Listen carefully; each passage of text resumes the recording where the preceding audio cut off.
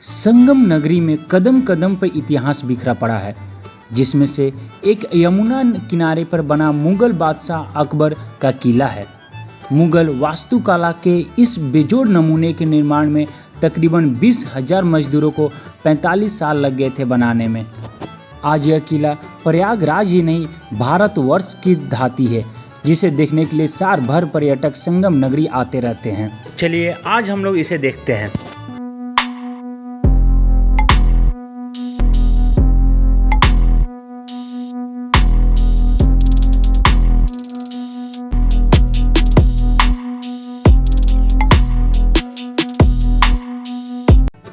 दोस्तों, यूँ तो प्रयागराज की धरती अपने संस्कारों, रीति रिवाजों और आस्था के केंद्र के चलते विश्व भर में जानी जाती है, लेकिन इतिहास की कुछ कहानियाँ और निशानियाँ भी इस धरती पर मौजूद है, जो बताती है कि शहर बेहद ऐतिहासिक है।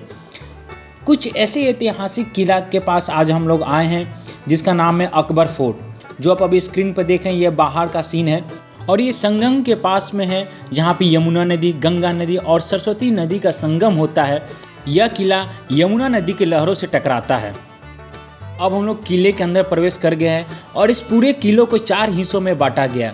यह जो पहला किला हिस्सा है वो बेहद खूबसूरत है और यह किला आवास है जो फैले हुए बगीचों के बीच में है। यह किला बादशाह का आवासीय हिस्सा माना जाता है। अकबर द्वारा बनाए गए इस किले के अंदर हिंदुओं की आस्था जुड़े हुए कई स्थान हैं।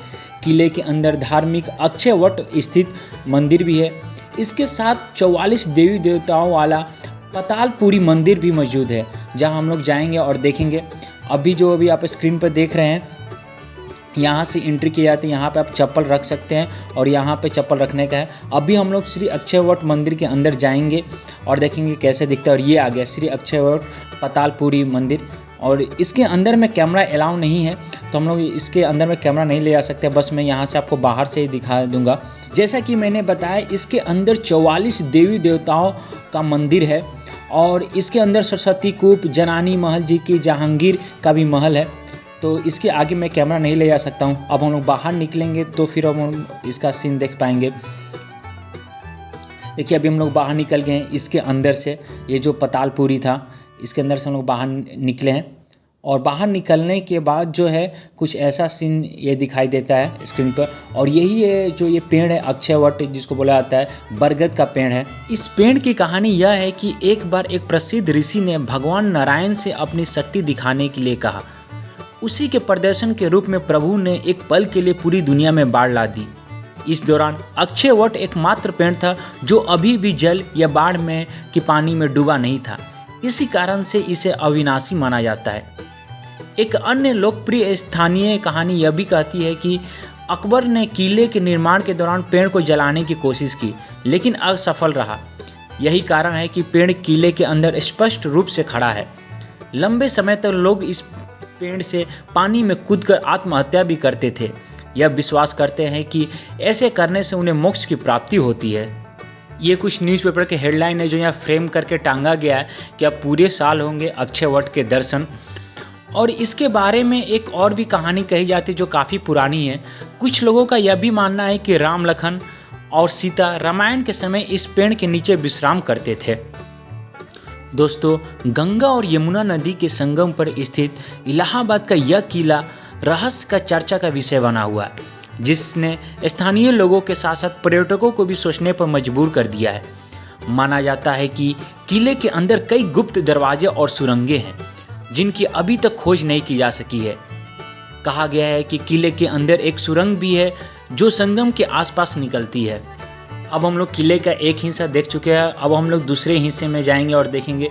ये देखिए, इनका मैप है, कहाँ से अकबर फोर्ट है, त्रिवेणी संगम, राम घाट, उन सब के बारे में यहाँ बताया हुआ है। तो अब ये हम लोग देख लिए। अब हम लोग किले के दूसरे हिस्से में चलते हैं। इस किले में प्रवेश करने और बाहर निकलने के लिए टोटल 3 द्वार है। इलाहाबाद किला, जो ये अकबर फोर्ट भी बोला जाता है, ये मुगल सम्राट अकबर द्वारा बनाया गया सबसे बड़ा किला है।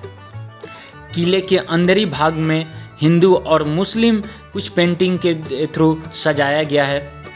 बताया जाता है कि इस किले की नींव जो है 1583 में रखी गई है। उस समय करीब 45 साल 5 महीने और 10 दिन तक इसका निर्माण काल चला था। इसे बनाने में करीब 20,000 मजदूरों ने काम किया था और इस किले का कुल जो भाग्य है वो 30,000 स्क्वायर फीट में है और इसे बनाने में कुल लागत 6,17,20,224 रुपये आई थी। अकबर इस स्थान पर 4 किले के एक समूह का निर्माण करना चाहता था, लेकिन एक ही किले के निर्माण में इतने वर्ष लग गए, तब तक अकबर की मौत हो गई थी। अकबर के साथ आए लोगों ने किले से थोड़ा दूर भवन बनवाया, जिससे एक नए शहर को बसाने में आसानी हुई। 1773 में यानी 1773 में इस किले पर अंग्रेज़ों ने कब्जा कर लिया था, लेकिन आज़ादी के बाद सरकार ने किले पर अधिकार किया।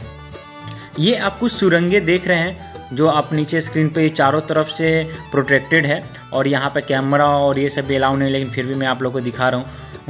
और ये देखिए कितने पुराने हो गए हैं, लेकिन फिर भी ये चट्टान की तरह खड़ा हुआ है और यमुना की लहरों का सामना कर रहा है। यदि आप यहाँ घूमने के लिए आना चाहते हैं तो आपके लिए सबसे जो परफेक्ट टाइमिंग वो अक्टूबर से मार्च का समय सबसे अच्छा होता है। गर्मियों में यहाँ आना बड़ा कष्टदायी हो सकता है, जबकि मानसून के दौरान घाट सुलभ नहीं होते हैं क्योंकि अब बाढ़ आया रहता है और नदी में स्नान करने वाले लोगों पर भी प्रतिबंध लगा दिया जाता है, इसलिए यह समय ही सबसे बेस्ट है। और ये जो आप अब स्क्रीन पे सीन देख रहे हैं ये किला के टॉप पॉइंट से लिया हुआ है, जो यहाँ के व्यू पॉइंट है वहाँ से। और यहाँ से आपको ये जो संगम है, संगम नदी बोला जाता है, यहाँ पे तीनों नदी यमुना, सरस्वती और गंगा का संगम हुआ था, वहाँ से लिया गया है।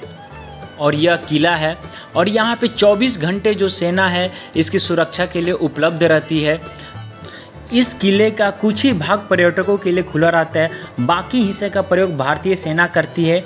इस किले की 3 बड़ी गैलरी है जहाँ पर ऊंची मीनारें हैं। दोस्तों, आज हम लोग प्रयागराज के अकबर फोर्ट घूमें और यहाँ की कुछ रोचक जानकारियाँ भी जानें।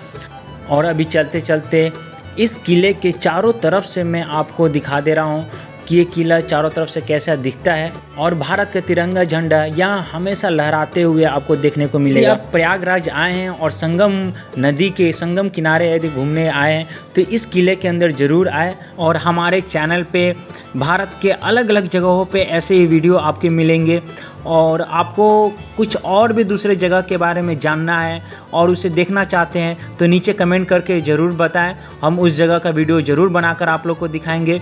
और हमारे चैनल के साथ बने रहने के लिए बहुत बहुत धन्यवाद।